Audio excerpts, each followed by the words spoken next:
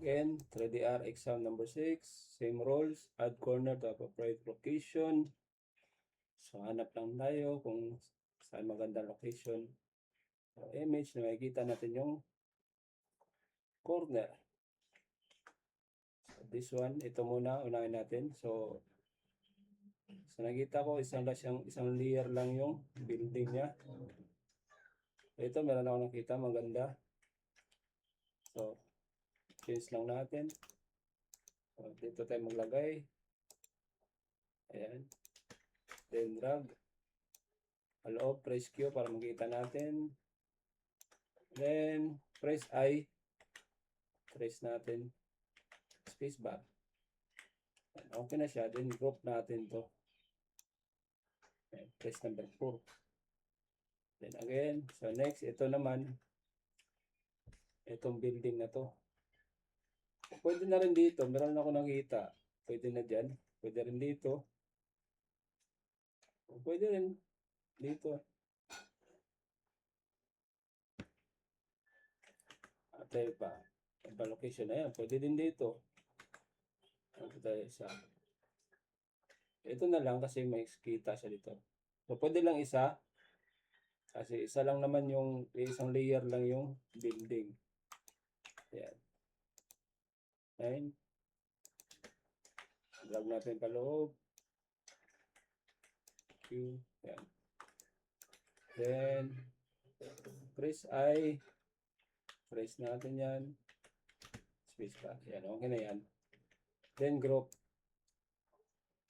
Huwag nyo kalimutan mag-group. Then, delete yung axis line. So, ito naman, hindi pa ito flat. Pero, okay lang. Lagyan pa rin natin ng egg wall. So, kahit may nakita kayong ibang error, once na yung rows na nandito sa project type na to ay add corner lang. So, yun lang ang gagawin nyo. Huwag nyo nang gawin yung iba. So, kung wala kayong makitang proper wall location, so ganito lang gawin nyo. I click space bar. Yan lang. Kung wala tayong nakikita na paglagyan. Yan, hindi rin ito perfect.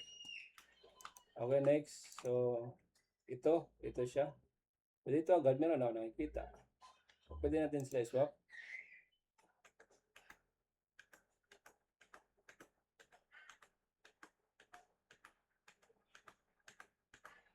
So, yun. Dito lang tayo maglalagay. So, 9. Click. Space. Then, hatak pa loob. Yun. Then, press I. Press I. Press lang. Ayan. Balik sa view. Then, group. 4. Delete natin yung axis line. So, next, ito naman. Meron na akong agad nakita dito sa part na to. So, swap natin.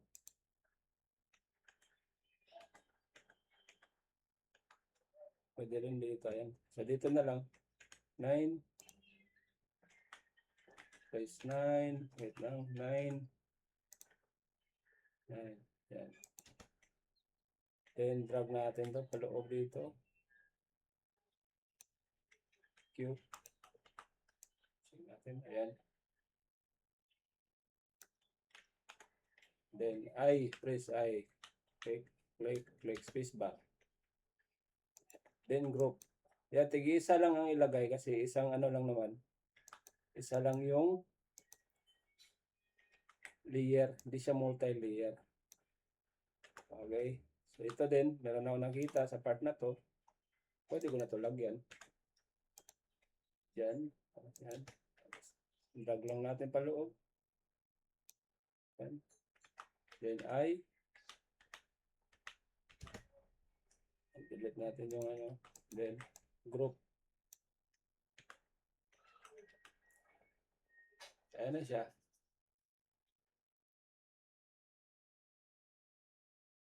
Kaya tig-isa lang.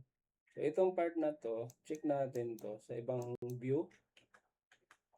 Ito, wala naman siyang hindi natin kailangan lagyan. Ito din. So, wala tayong perfect view. So, wala din, may shadow. So, okay na yan. Ito, meron din dito. Pwede tayo maglagay sa part na to. Since ito yung pinaka nakita ko agad, dito nila ako naglagay. Pero, take note lang, isa lang yung ilagay nyo bawat building. Kung hindi naman naka-multi-layer. So, pwede na yan ipasa.